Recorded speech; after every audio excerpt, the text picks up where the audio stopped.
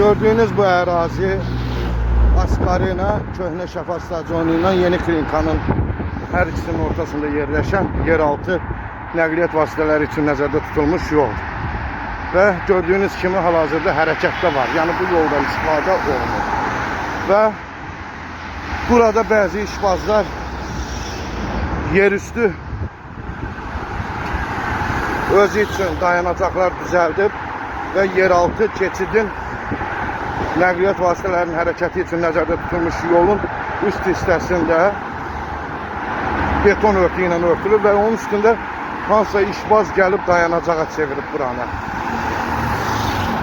İndi mən sizə göstərəcəm. Və səhər bu körpü çöksə, hansısa bədbaxın balası bədbax olacaq.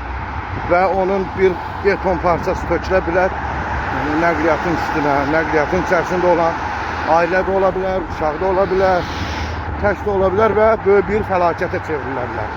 Baxın, görün, indi mən səhvəm ya düzəm.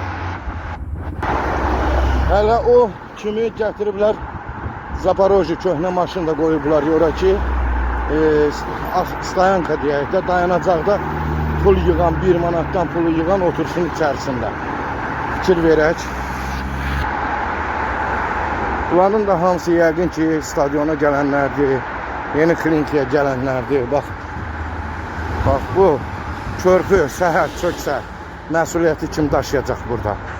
Hansısa işbaz, yoxsa qəzaya düşən şəxs?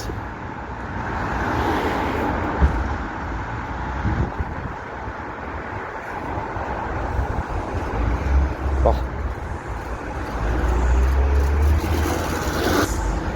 Və gördünüz, bax, həmən körpünün üst qatı ilə mən gedirəm peşkon və maşınları çəkmək üçün ki, baxın, görün, yeraltı nəqliyyat vasitəsi üçün nəzərdə tutulmuş